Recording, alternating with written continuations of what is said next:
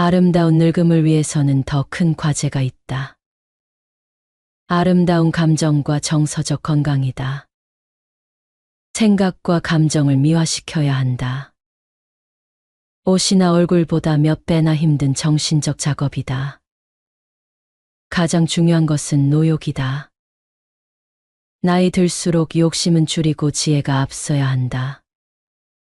그런데 지적 수준이 떨어지고 자제력이 약해지면 젊었을 때 채우지 못한 노욕에 빠지기 쉽다. 욕심쟁이 어린 시절로 돌아가기도 한다. 거기에 치매까지 겹치면 보기 싫은 늙은이가 된다. 손주와 싸우는 할아버지가 될 수도 있다. 내 주변에는 그런 늙은이들은 없다. 그런데 돈과 명예 때문에 노욕을 부리는 실수를 범할 가능성은 잠재되어 있다. 주로 다른 사람과 비교해보거나 장년기에 갖지 못했던 욕망을 극복하지 못하는 사람들이다. 아름다운 늙음을 위해서는 욕심, 다시 말하면 소유욕을 버려야 한다. 지혜로운 늙은이는 그 욕망의 대상을 후배들에게 돌린다. 후배와 제자들을 칭찬해주며 키워주는 선배가 되어야 한다. 김영석 교수. 올해 105세 한국 최고령 철학자이자 작가, 연세대 명예교수로서 이 시대 지성이라 불리는 김영석 교수는 인간 존재에 대한 뛰어난 고찰로 각계각층 전문가가 먼저 가르침을 청하는 큰 어른이다. 그의 긴 인생 여정은 한 세기를 넘어 우리에게 깊은 통찰과 지혜를 전해준다. 육체가 노쇠해져도 정신은 늙지 않는다. 그의 육체는 세월의 무게를 견디고 있지만 그의 정신은 여전히 젊고 활기차다. 100년이 넘는 세월 동안 그는 끊임없이 배우고 성장하고 도전해왔다. 30대까지 자신을 갈고 닦았고 그 후 30여 년은 직장에서 최선을 다했으며 70세 이후에도 30년 동안 더욱 열정적으로 일했다.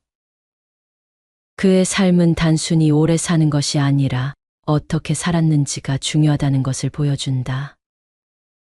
그는 지금까지 이렇게 많은 일을 하게 된 원동력이 무엇이냐는 질문을 받았을 때 나 자신보다 더 사랑하는 사람과 일이 있었고 그 사랑을 실천해 가는 동안에 주어진 삶의 지혜가 원천이라고 말한다. 오늘 낭독할 책은 김영석 100년의 지혜이다.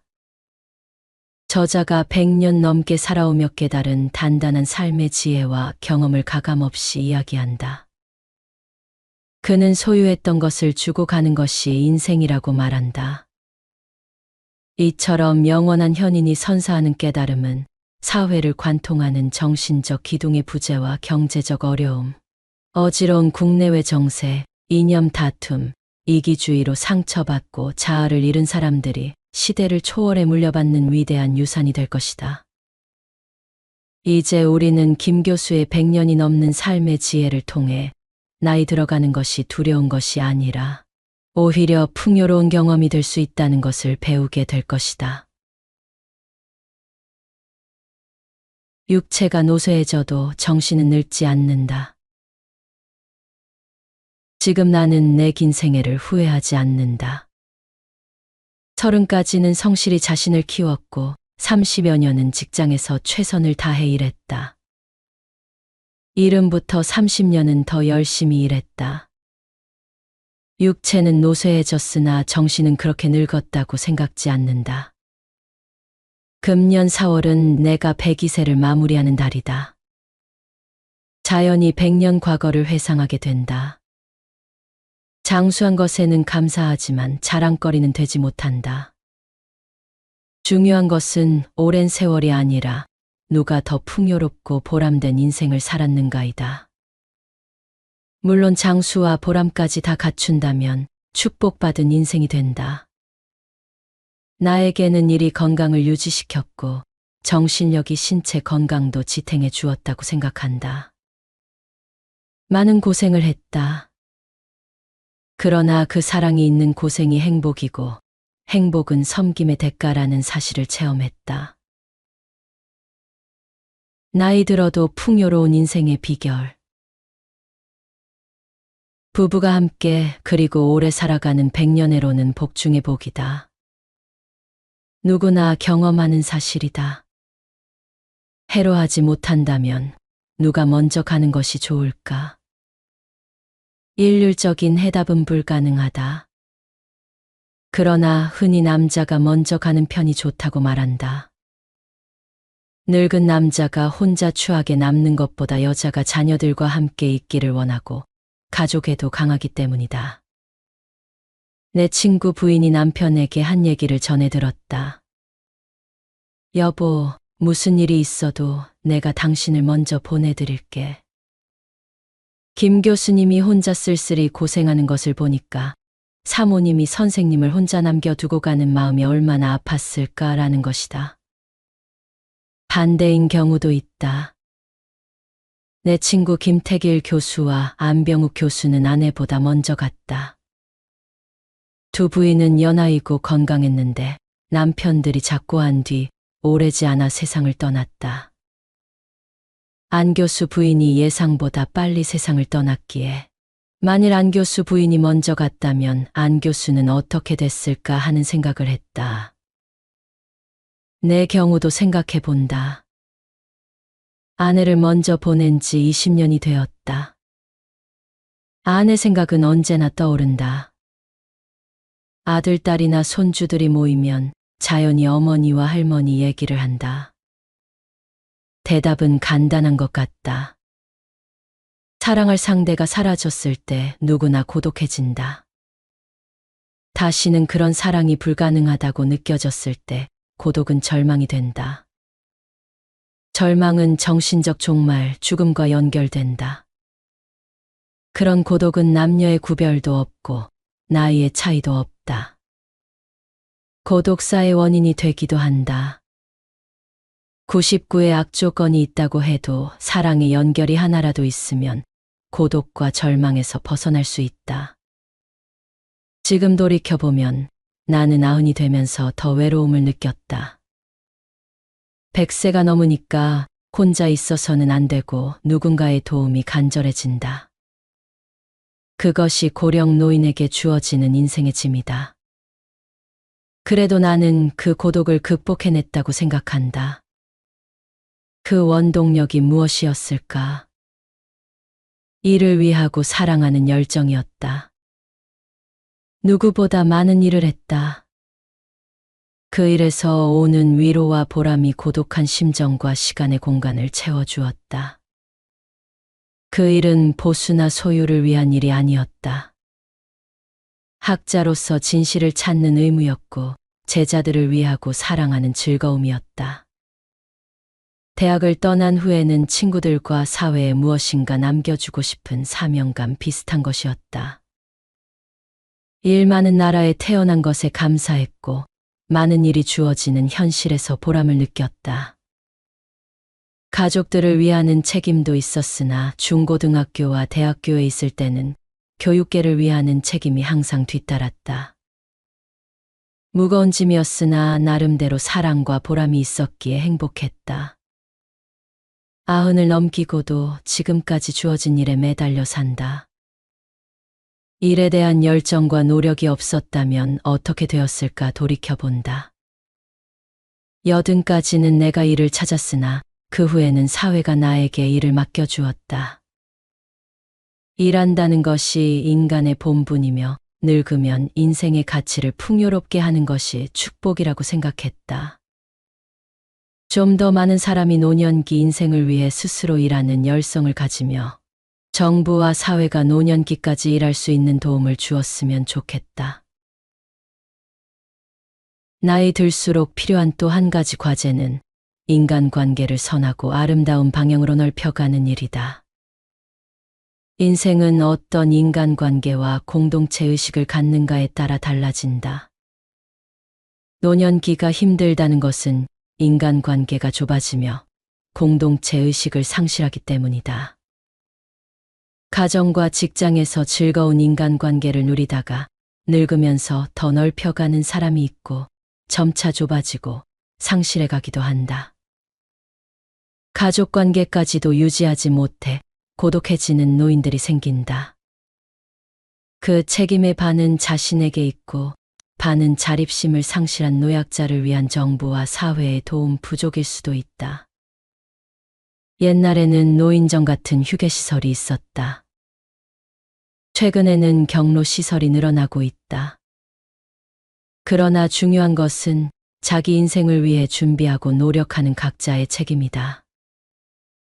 종교단체를 비롯한 교양과 정신적 안정을 위한 기관과 시설도 있다. 노년기에 찾아 누릴 수 있는 행복은 선하고 아름다운 인간애를 주고받음에서 출발하고 열매를 맺는다. 지금 30대와 나의 30대를 비교하면 사회 모든 면에서 많은 변화가 생겼다. 청년기와 노년기가 짧아지고 장년기가 일생의 반 이상을 차지한다. 일하고 성장하며 인격을 키워가는 장년기는 30에서 80까지 차지한다. 평균 수명도 길어졌고 건강 수명도 높아졌다. 모두가 풍부한 정신적 창의력을 발휘할 수 있는 세상이 되었다. 선각자나 선구자는 되지 못해도 그런 사회에 적응하려는 노력은 필수이다. 생활 영역과 공간도 예상했던 한계를 넘어서고 있다. 이런 변화와 발전에 적응하기 위해서라도 스스로 노령화를 앞당겨서는 안 된다. 나의 세대에는 예순을 노년기의 출발이라고 생각했다. 그런데 나도 80까지는 정신적으로 늙었다는 생각은 하지 않았다. 장년기가 길어졌다는 것은 젊게 성장하고 일할 수 있는 세상이 되었다는 뜻이다. 우리가 더 좋은 세상을 자율적으로 창조해 가는 것이 주어진 과제이고 희망이다. 아름다운 인생을 살아라. 외모보다 중요한 것. 내가 90까지 살게 되리라고는 생각지 못했다. 그런 욕심을 갖지도 않았다. 두 친구 안병욱 교수, 김태길 교수와 같이 열심히 일하자고 뜻을 모았다. 셋이 다 90까지 일했다. 성공한 셈이다. 90을 넘기면서는 나 혼자가 되었다. 힘들고 고독했다. 80대 초반에는 아내를 먼저 보냈는데 친구들까지 떠났다. 앞으로는 어떻게 하지?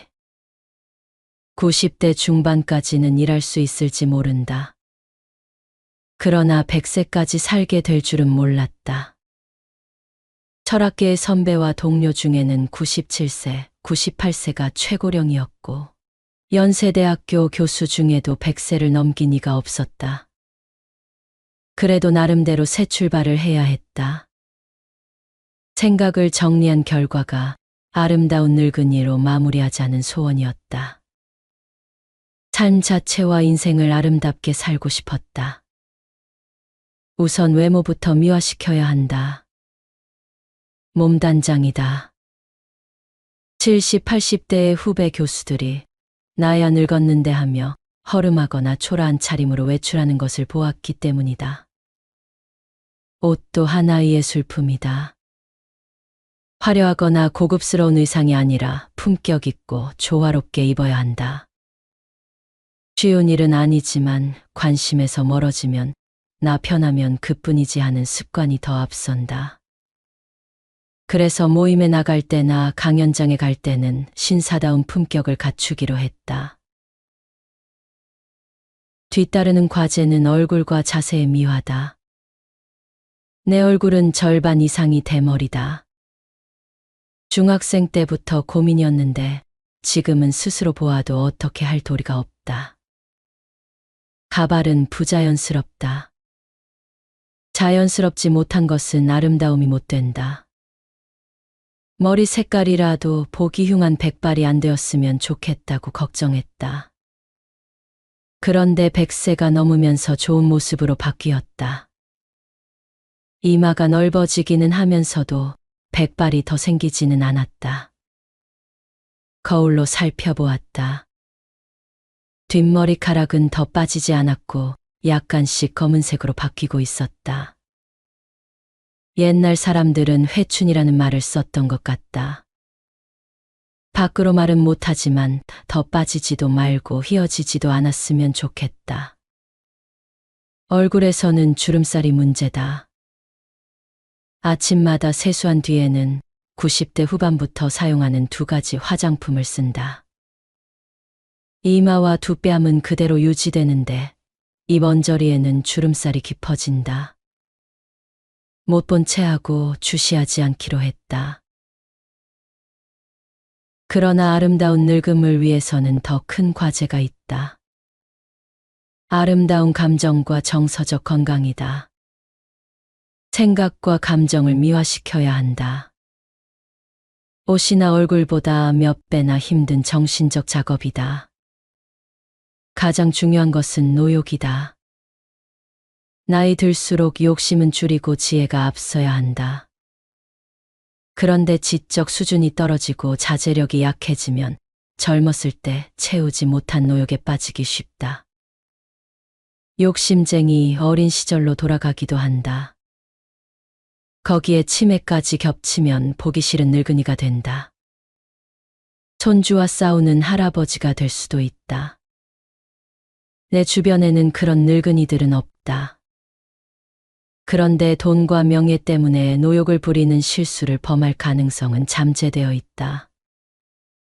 주로 다른 사람과 비교해보거나 장년기에 갖지 못했던 욕망을 극복하지 못하는 사람들이다. 아름다운 늙음을 위해서는 욕심, 다시 말하면 소유욕을 버려야 한다. 지혜로운 늙은이는 그 욕망의 대상을 후배들에게 돌린다. 후배와 제자들을 칭찬해주며 키워주는 선배가 되어야 한다. 나 같은 나이가 되면 자제력이 약해진다. 좋지 못한 옛날의 습관이 튀어나온다. 칭찬보다 욕하기 좋아하는 사람도 있고 인정받고 싶은 잠재력 때문에 혼자서 대화를 독차지하기도 한다. 내 주장이 옳다는 자세다. 수준 낮은 정치인과 근본주의 신앙을 가진 지도자도 실수를 한다. 대화의 분위기를 해치며 내 생각과 다른 사람을 존경스럽게 받아들이지 못한다. 침묵과 겸손이 미덕이라는 예절을 지키지도 못한다. 아름다운 노년기는 역시 수양과 인격, 그리고 어떻게 살았는가에 있다.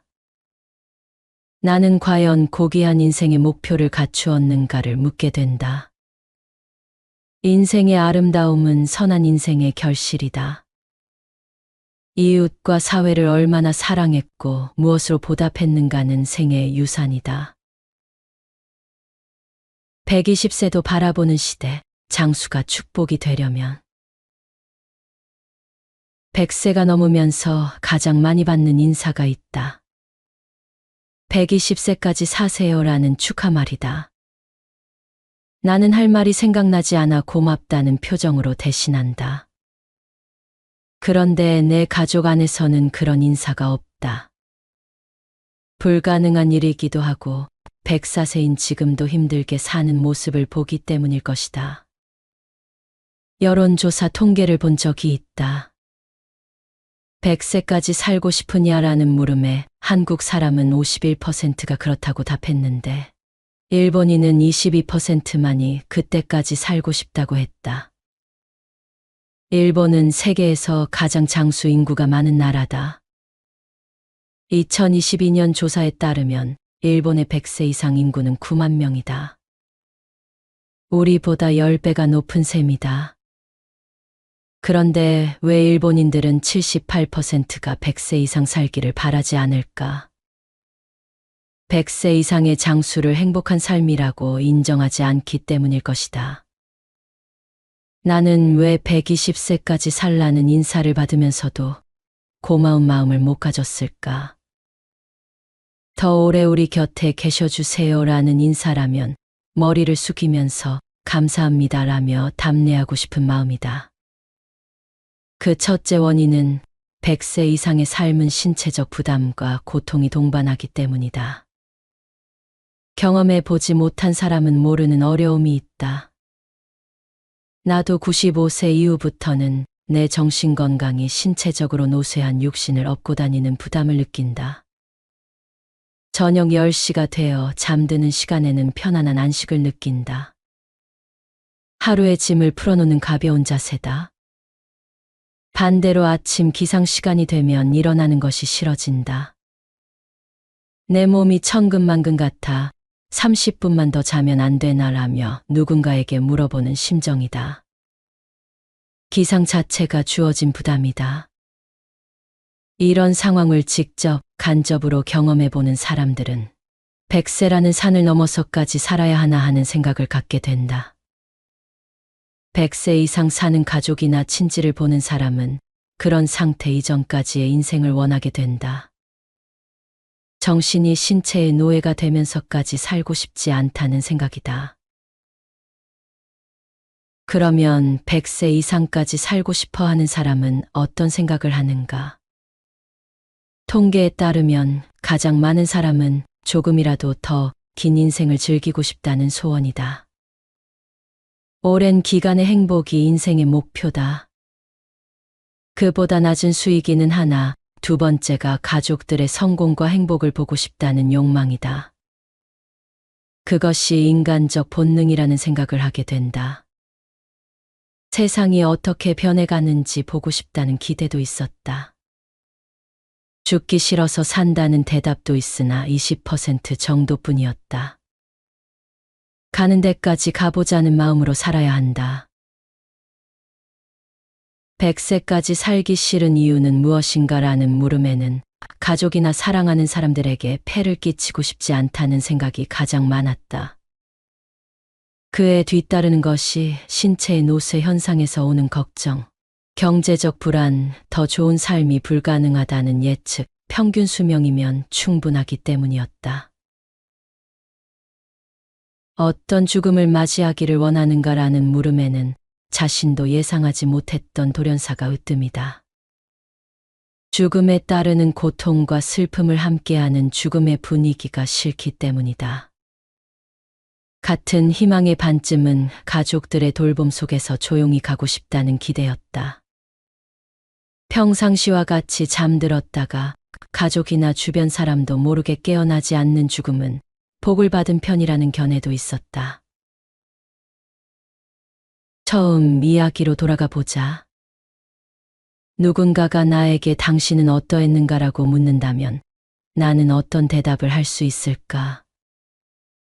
90까지는 내 인생을 내가 원하는 대로 살 수 있다고 믿었고 또 그렇게 되었다. 그런 희망은 누구나 가질 수 있다. 막상 90이 되니까 앞으로는 어떻게 하지라고 스스로 반문했다. 가는 데까지 가보자고 했는데 100세까지 연장되었다. 지금은 더 갈 수 있고 가야 할 인생의 길을 스스로 포기할 수가 없어 계속하고 있다. 평균 수명과 건강 나이가 10년은 더 연장된 세상이니까. 그러니까 100세까지는 누구나 도전해도 좋을 것이다. 그 다음에는 어떻게 하는가? 행복과 보람을 유지할 수만 있으면 누구나 의욕과 희망을 품는 것이 괜찮다고 생각한다. 100세가 되었다고 스스로 인생을 포기할 수는 없다. 앞으로는 120세까지도 연장되는 세상이 올지 모른다. 구한말에는 왕실에서 80세 장수한 노인을 찾아 지팡이를 선물했다. 20년이 연장되어 나는 100세의 청와대에서 주는 지팡이를 받았다. 지금 20, 30대의 젊은이들은 20년쯤 더 연장될 수 있을지 모른다. 그러나 그것은 누구에게나 주어지는 선물은 아니다. 자연인의 한계를 넘어 삶의 정신적 가치와 의미를 창조해가는 사람에게 주어지는 특전이다. 자연의 한계를 넘어 정신적 문화에 동참하는 것이 인간의 사명이니까. 인간은 시간 안에서 역사적 의미와 가치를 사회와 더불어 창조해 가게 되어 있다. 나이란 숫자일 뿐이라는 말이 진실이 된다. 나 같은 늙은이도 주어진 일이 있는 동안은 책임져야 한다는 의지로 삶을 계속하고 있다. 이 책을 통해 우리는 김영석 교수의 100년이 넘는 생애를 돌아보며 삶과 사랑, 고독, 그리고 인간관계에 대한 깊은 성찰을 배울 수 있다. 육체는 세월과 함께 노쇠했지만 정신은 끝까지 늙지 않고 지속되었음을 고백하며 자신이 걸어온 길에 대해 후회하지 않는다는 고백은 매우 인상적이다. 그는 젊은 시절부터 성실히 자신을 키우고 일생 동안 최선을 다해 살아왔으며 그 노력과 성취가 자신의 정신력을 지탱해 주었다고 말한다. 이 과정에서 일은 단순히 소유나 물질적 보상을 위한 것이 아니라 학자로서의 의무와 사랑하는 제자들에게 주는 즐거움, 그리고 사회에 남기고 싶은 사명감이기도 했다. 이를 통한 위로와 보람은 그가 느끼는 고독과 시간을 메워주는 중요한 요소로 작용했다. 삶의 길에서 부부와의 해로는 큰 복이라며 사랑하는 사람과의 이별과 그로 인한 고독은 정신적 종말로 이어질 수 있다는 깊은 고독감도 토로한다. 그러나 그는 사랑이 있는 고생이 행복이라는 사실을 체험하며 외로움 속에서도 다시금 일어설 수 있었던 힘은 사랑과 일이었음을 강조한다. 그는 장수의 의미를 단순히 오랜 세월을 사는 것이 아니라 얼마나 보람되고 풍요로운 인생을 살았는지가 더 중요하다고 말한다. 나이가 들수록 필요한 과제로 인간관계를 선하고 아름다운 방향으로 넓혀가는 것을 강조하며 인생의 가치와 의미는 결국 사람들과의 관계 속에서 찾아진다고 주장한다. 그는 나이와 관계없이 끊임없이 배우고 성장하며 노년에 접어들어도 사회와 함께 호흡하는 삶이 진정한 아름다움임을 깨닫게 한다. 아름다운 노년기를 위해선 외모나 겉모습보다 더 중요한 것은 정신적 성숙이며 나이 들수록 욕심을 줄이고 지혜를 앞세우며 후배들과 제자들을 키워주는 선배가 되는 것을 아름다운 인생의 목표로 삼았다. 자신의 욕망을 버리고 다른 이들에게 마음을 나눌 수 있는 사람이 되는 것이야말로 진정한 인생의 성공이라고 이야기한다. 그는 인간은 시간 속에서 역사적 의미와 가치를 사회와 더불어 창조하며 살아가는 존재임을 상기시킨다.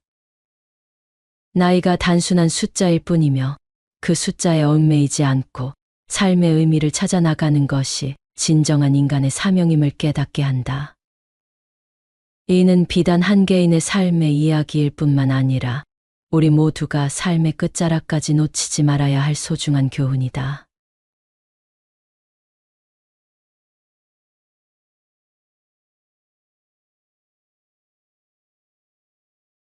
아름다운 늙음을 위해서는 더 큰 과제가 있다. 아름다운 감정과 정서적 건강이다. 생각과 감정을 미화시켜야 한다. 옷이나 얼굴보다 몇 배나 힘든 정신적 작업이다. 가장 중요한 것은 노욕이다. 나이 들수록 욕심은 줄이고 지혜가 앞서야 한다. 그런데 지적 수준이 떨어지고 자제력이 약해지면 젊었을 때 채우지 못한 노역에 빠지기 쉽다. 욕심쟁이 어린 시절로 돌아가기도 한다. 거기에 치매까지 겹치면 보기 싫은 늙은이가 된다. 손주와 싸우는 할아버지가 될 수도 있다. 내 주변에는 그런 늙은이들은 없다. 그런데 돈과 명예 때문에 노욕을 부리는 실수를 범할 가능성은 잠재되어 있다. 주로 다른 사람과 비교해보거나 장년기에 갖지 못했던 욕망을 극복하지 못하는 사람들이다. 아름다운 늙음을 위해서는 욕심, 다시 말하면 소유욕을 버려야 한다. 지혜로운 늙은이는 그 욕망의 대상을 후배들에게 돌린다. 후배와 제자들을 칭찬해주며 키워주는 선배가 되어야 한다. 김영석 교수. 올해 105세 한국 최고령 철학자이자 작가, 연세대 명예교수로서 이 시대 지성이라 불리는 비명석 교수는 인간 존재에 대한 뛰어난 고찰로 각계각층 전문가가 먼저 가르침을 청하는 큰 어른이다. 그의 긴 인생 여정은 한 세기를 넘어 우리에게 깊은 통찰과 지혜를 전해준다. 육체가 노쇠해져도 정신은 늙지 않는다. 그의 육체는 세월의 무게를 견디고 있지만 그의 정신은 여전히 젊고 활기차다. 100년이 넘는 세월 동안 그는 끊임없이 배우고 성장하고 도전해왔다. 30대까지 자신을 갈고 닦았고 그 후 30여 년은 직장에서 최선을 다했으며 70세 이후에도 30년 동안 더욱 열정적으로 일했다. 그의 삶은 단순히 오래 사는 것이 아니라 어떻게 살았는지가 중요하다는 것을 보여준다.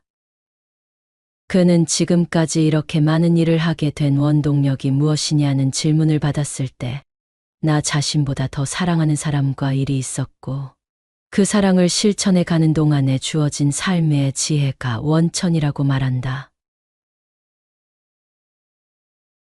오늘 낭독할 책은 김영석 100년의 지혜이다.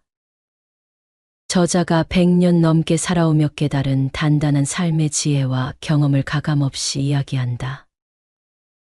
그는 소유했던 것을 주고 가는 것이 인생이라고 말한다. 이처럼 영원한 현인이 선사하는 깨달음은 사회를 관통하는 정신적 기둥의 부재와 경제적 어려움, 어지러운 국내외 정세, 이념 다툼, 이기주의로 상처받고 자아를 잃은 사람들이 시대를 초월해 물려받는 위대한 유산이 될 것이다. 이제 우리는 김 교수의 100년이 넘는 삶의 지혜를 통해 나이 들어가는 것이 두려운 것이 아니라 오히려 풍요로운 경험이 될 수 있다는 것을 배우게 될 것이다. 육체가 노쇠해져도 정신은 늙지 않는다. 지금 나는 내 긴 생애를 후회하지 않는다. 30까지는 성실히 자신을 키웠고 30여 년은 직장에서 최선을 다해 일했다. 70부터 30년은 더 열심히 일했다. 육체는 노쇠해졌으나 정신은 그렇게 늙었다고 생각지 않는다. 금년 4월은 내가 102세를 마무리하는 달이다. 자연히 100년 과거를 회상하게 된다. 장수한 것에는 감사하지만 자랑거리는 되지 못한다. 중요한 것은 오랜 세월이 아니라 누가 더 풍요롭고 보람된 인생을 살았는가이다. 물론 장수와 보람까지 다 갖춘다면 축복받은 인생이 된다. 나에게는 일이 건강을 유지시켰고 정신력이 신체 건강도 지탱해 주었다고 생각한다. 많은 고생을 했다. 그러나 그 사랑이 있는 고생이 행복이고 행복은 섬김의 대가라는 사실을 체험했다. 나이 들어도 풍요로운 인생의 비결. 부부가 함께 그리고 오래 살아가는 100년애로는 복 중의 복이다. 누구나 경험하는 사실이다. 해로하지 못한다면 누가 먼저 가는 것이 좋을까? 일률적인 해답은 불가능하다. 그러나 흔히 남자가 먼저 가는 편이 좋다고 말한다. 늙은 남자가 혼자 추하게 남는 것보다 여자가 자녀들과 함께 있기를 원하고 가족에도 강하기 때문이다. 내 친구 부인이 남편에게 한 얘기를 전해 들었다. 여보, 무슨 일이 있어도 내가 당신을 먼저 보내드릴게. 김 교수님이 혼자 쓸쓸히 고생하는 것을 보니까 사모님이 선생님을 혼자 남겨두고 가는 마음이 얼마나 아팠을까라는 것이다. 반대인 경우도 있다. 내 친구 김태길 교수와 안병욱 교수는 아내보다 먼저 갔다.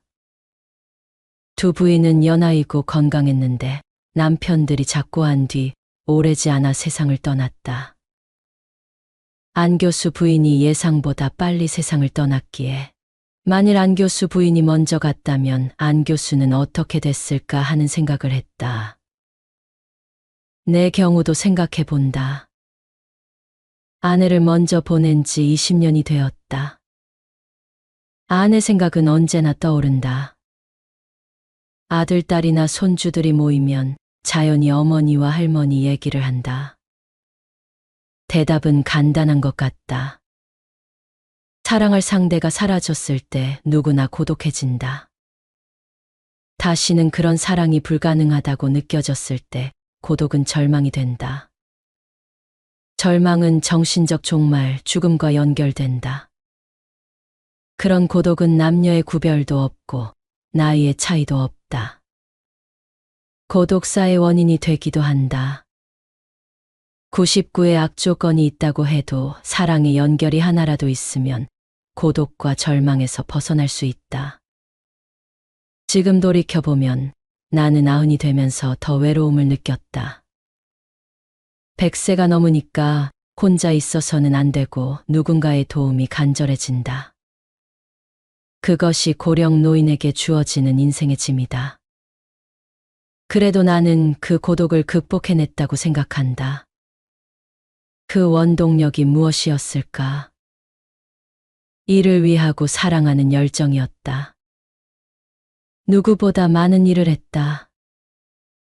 그 일에서 오는 위로와 보람이 고독한 심정과 시간의 공간을 채워주었다.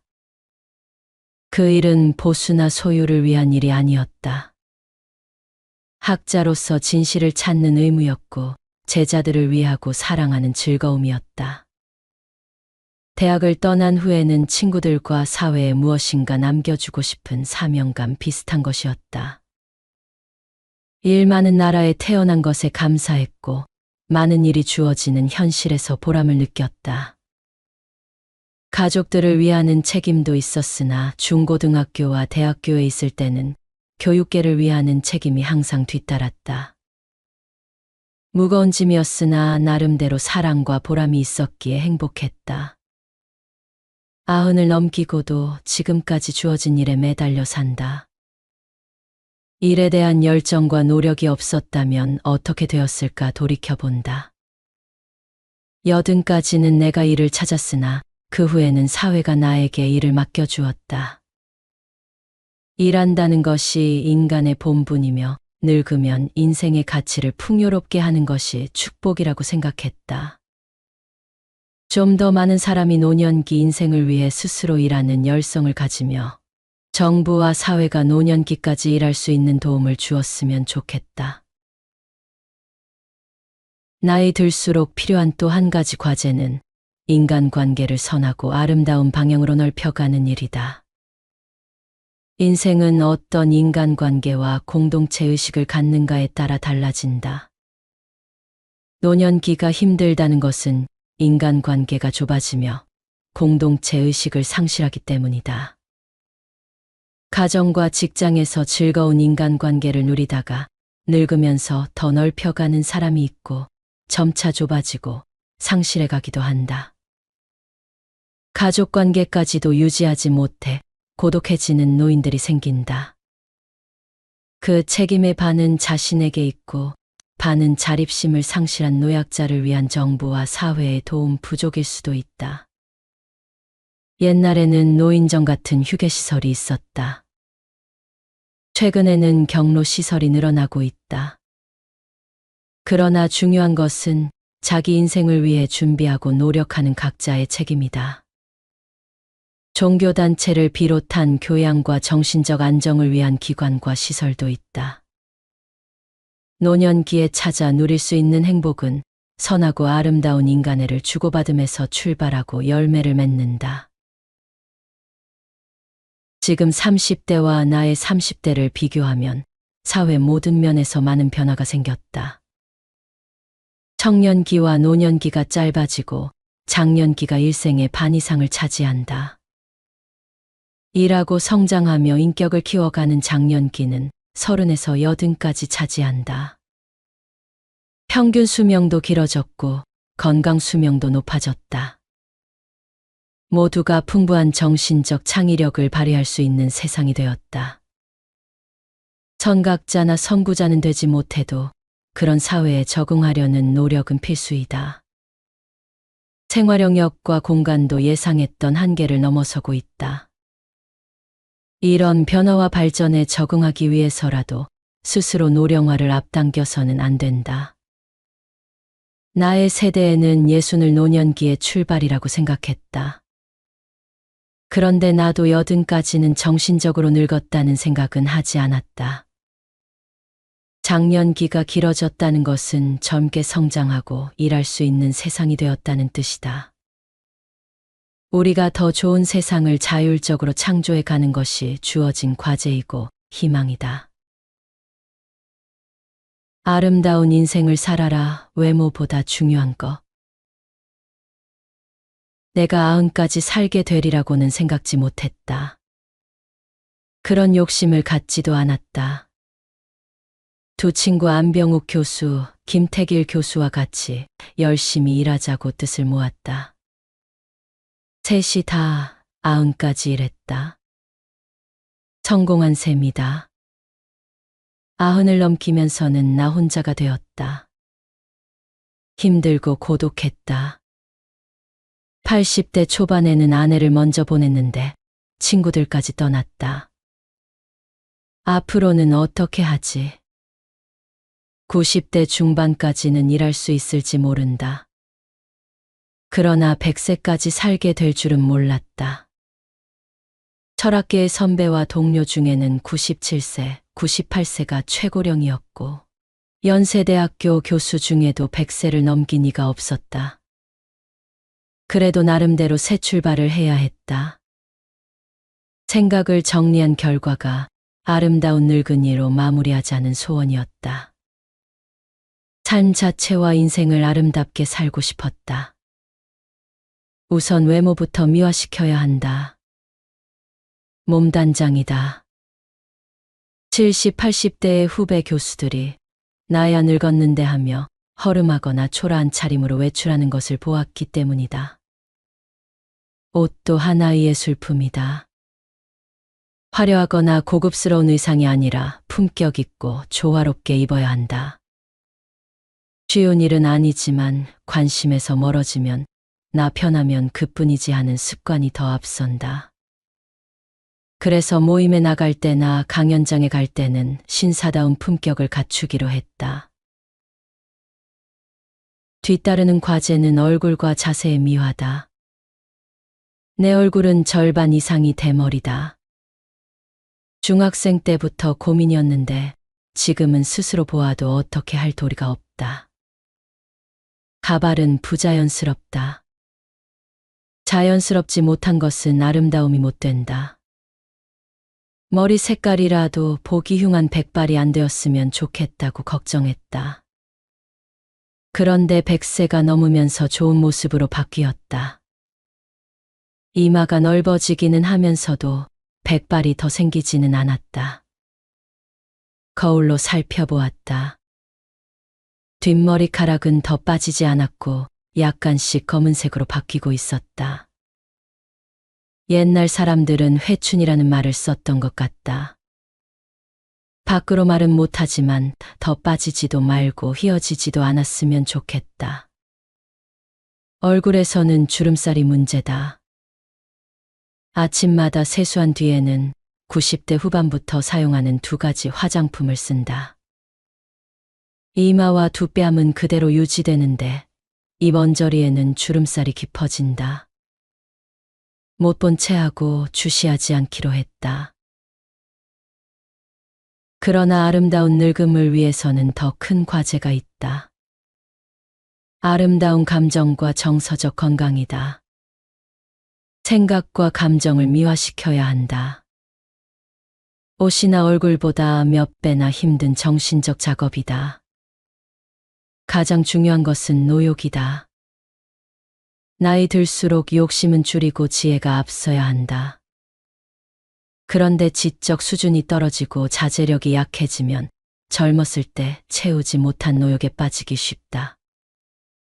욕심쟁이 어린 시절로 돌아가기도 한다. 거기에 치매까지 겹치면 보기 싫은 늙은이가 된다. 손주와 싸우는 할아버지가 될 수도 있다. 내 주변에는 그런 늙은이들은 없다. 그런데 돈과 명예 때문에 노욕을 부리는 실수를 범할 가능성은 잠재되어 있다. 주로 다른 사람과 비교해보거나 장년기에 갖지 못했던 욕망을 극복하지 못하는 사람들이다. 아름다운 늙음을 위해서는 욕심, 다시 말하면 소유욕을 버려야 한다. 지혜로운 늙은이는 그 욕망의 대상을 후배들에게 돌린다. 후배와 제자들을 칭찬해주며 키워주는 선배가 되어야 한다. 나 같은 나이가 되면 자제력이 약해진다. 좋지 못한 옛날의 습관이 튀어나온다. 칭찬보다 욕하기 좋아하는 사람도 있고, 인정받고 싶은 잠재력 때문에 혼자서 대화를 독차지하기도 한다. 내 주장이 옳다는 자세다. 수준 낮은 정치인과 근본주의 신앙을 가진 지도자도 실수를 한다. 대화의 분위기를 해치며 내 생각과 다른 사람을 존경스럽게 받아들이지 못한다. 침묵과 겸손이 미덕이라는 예절을 지키지도 못한다. 아름다운 노년기는 역시 수양과 인격, 그리고 어떻게 살았는가에 있다. 나는 과연 고귀한 인생의 목표를 갖추었는가를 묻게 된다. 인생의 아름다움은 선한 인생의 결실이다. 이웃과 사회를 얼마나 사랑했고 무엇으로 보답했는가는 생애의 유산이다.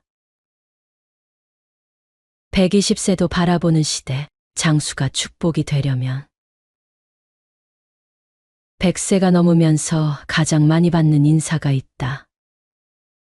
120세까지 사세요라는 축하 말이다. 나는 할 말이 생각나지 않아 고맙다는 표정으로 대신한다. 그런데 내 가족 안에서는 그런 인사가 없다. 불가능한 일이기도 하고 104세인 지금도 힘들게 사는 모습을 보기 때문일 것이다. 여론조사 통계를 본 적이 있다. 100세까지 살고 싶으냐라는 물음에 한국 사람은 51%가 그렇다고 답했는데 일본인은 22%만이 그때까지 살고 싶다고 했다. 일본은 세계에서 가장 장수 인구가 많은 나라다. 2022년 조사에 따르면 일본의 100세 이상 인구는 9만 명이다. 우리보다 10배가 높은 셈이다. 그런데 왜 일본인들은 78%가 100세 이상 살기를 바라지 않을까? 100세 이상의 장수를 행복한 삶이라고 인정하지 않기 때문일 것이다. 나는 왜 120세까지 살라는 인사를 받으면서도 고마운 마음을 못 가졌을까? 더 오래 우리 곁에 계셔주세요라는 인사라면 머리를 숙이면서 감사합니다라며 답례하고 싶은 마음이다. 그 첫째 원인은 100세 이상의 삶은 신체적 부담과 고통이 동반하기 때문이다. 경험해 보지 못한 사람은 모르는 어려움이 있다. 나도 95세 이후부터는 내 정신건강이 신체적으로 노쇠한 육신을 업고 다니는 부담을 느낀다. 저녁 10시가 되어 잠드는 시간에는 편안한 안식을 느낀다. 하루의 짐을 풀어놓는 가벼운 자세다. 반대로 아침 기상 시간이 되면 일어나는 것이 싫어진다. 내 몸이 천근만근 같아 30분만 더 자면 안 되나라며 누군가에게 물어보는 심정이다. 기상 자체가 주어진 부담이다. 이런 상황을 직접 간접으로 경험해보는 사람들은 100세라는 산을 넘어서까지 살아야 하나 하는 생각을 갖게 된다. 100세 이상 사는 가족이나 친지를 보는 사람은 그런 상태 이전까지의 인생을 원하게 된다. 정신이 신체의 노예가 되면서까지 살고 싶지 않다는 생각이다. 그러면 100세 이상까지 살고 싶어 하는 사람은 어떤 생각을 하는가? 통계에 따르면 가장 많은 사람은 조금이라도 더 긴 인생을 즐기고 싶다는 소원이다. 오랜 기간의 행복이 인생의 목표다. 그보다 낮은 수익이는 하나, 두 번째가 가족들의 성공과 행복을 보고 싶다는 욕망이다. 그것이 인간적 본능이라는 생각을 하게 된다. 세상이 어떻게 변해가는지 보고 싶다는 기대도 있었다. 죽기 싫어서 산다는 대답도 있으나 20% 정도뿐이었다. 가는 데까지 가보자는 마음으로 살아야 한다. 100세까지 살기 싫은 이유는 무엇인가라는 물음에는 가족이나 사랑하는 사람들에게 폐를 끼치고 싶지 않다는 생각이 가장 많았다. 그에 뒤따르는 것이 신체의 노쇠 현상에서 오는 걱정, 경제적 불안, 더 좋은 삶이 불가능하다는 예측, 평균 수명이면 충분하기 때문이었다. 어떤 죽음을 맞이하기를 원하는가라는 물음에는 자신도 예상하지 못했던 돌연사가 으뜸이다. 죽음에 따르는 고통과 슬픔을 함께하는 죽음의 분위기가 싫기 때문이다. 같은 희망의 반쯤은 가족들의 돌봄 속에서 조용히 가고 싶다는 기대였다. 평상시와 같이 잠들었다가 가족이나 주변 사람도 모르게 깨어나지 않는 죽음은 복을 받은 편이라는 견해도 있었다. 처음 이야기로 돌아가 보자. 누군가가 나에게 당신은 어떠했는가라고 묻는다면 나는 어떤 대답을 할 수 있을까? 90까지는 내 인생을 내가 원하는 대로 살 수 있다고 믿었고 또 그렇게 되었다. 그런 희망은 누구나 가질 수 있다. 막상 90이 되니까 앞으로는 어떻게 하지라고 스스로 반문했다. 가는 데까지 가보자고 했는데 100세까지 연장되었다. 지금은 더 갈 수 있고 가야 할 인생의 길을 스스로 포기할 수가 없어 계속하고 있다. 평균 수명과 건강 나이가 10년은 더 연장된 세상이니까. 그러니까 100세까지는 누구나 도전해도 좋을 것이다. 그 다음에는 어떻게 하는가? 행복과 보람을 유지할 수만 있으면 누구나 의욕과 희망을 품는 것이 괜찮다고 생각한다. 100세가 되었다고 스스로 인생을 포기할 수는 없다. 앞으로는 120세까지도 연장되는 세상이 올지 모른다. 구한말에는 왕실에서 80세 장수한 노인을 찾아 지팡이를 선물했다. 20년이 연장되어 나는 100세의 청와대에서 주는 지팡이를 받았다. 지금 20, 30대의 젊은이들은 20년쯤 더 연장될 수 있을지 모른다. 그러나 그것은 누구에게나 주어지는 선물은 아니다. 자연인의 한계를 넘어 삶의 정신적 가치와 의미를 창조해가는 사람에게 주어지는 특전이다. 자연의 한계를 넘어 정신적 문화에 동참하는 것이 인간의 사명이니까. 인간은 시간 안에서 역사적 의미와 가치를 사회와 더불어 창조해 가게 되어 있다. 나이란 숫자일 뿐이라는 말이 진실이 된다. 나 같은 늙은이도 주어진 일이 있는 동안은 책임져야 한다는 의지로 삶을 계속하고 있다. 이 책을 통해 우리는 김영석 교수의 100년이 넘는 생애를 돌아보며 삶과 사랑, 고독, 그리고 인간관계에 대한 깊은 성찰을 배울 수 있다. 육체는 세월과 함께 노쇠했지만 정신은 끝까지 늙지 않고 지속되었음을 고백하며 자신이 걸어온 길에 대해 후회하지 않는다는 고백은 매우 인상적이다. 그는 젊은 시절부터 성실히 자신을 키우고 일생 동안 최선을 다해 살아왔으며 그 노력과 성취가 자신의 정신력을 지탱해 주었다고 말한다. 이 과정에서 일은 단순히 소유나 물질적 보상을 위한 것이 아니라 학자로서의 의무와 사랑하는 제자들에게 주는 즐거움, 그리고 사회에 남기고 싶은 사명감이기도 했다. 이를 통한 위로와 보람은 그가 느끼는 고독과 시간을 메워주는 중요한 요소로 작용했다. 삶의 길에서 부부와의 해로는 큰 복이라며 사랑하는 사람과의 이별과 그로 인한 고독은 정신적 종말로 이어질 수 있다는 깊은 고독감도 토로한다. 그러나 그는 사랑이 있는 고생이 행복이라는 사실을 체험하며 외로움 속에서도 다시금 일어설 수 있었던 힘은 사랑과 일이었음을 강조한다.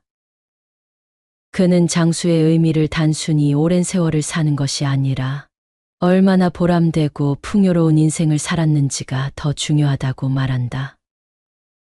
나이가 들수록 필요한 과제로 인간관계를 선하고 아름다운 방향으로 넓혀가는 것을 강조하며 인생의 가치와 의미는 결국 사람들과의 관계 속에서 찾아진다고 주장한다.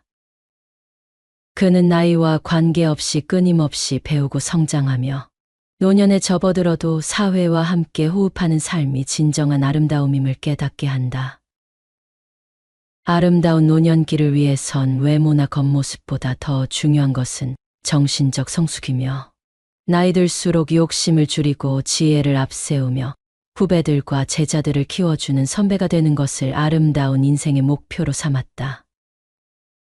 자신의 욕망을 버리고 다른 이들에게 마음을 나눌 수 있는 사람이 되는 것이야말로 진정한 인생의 성공이라고 이야기한다.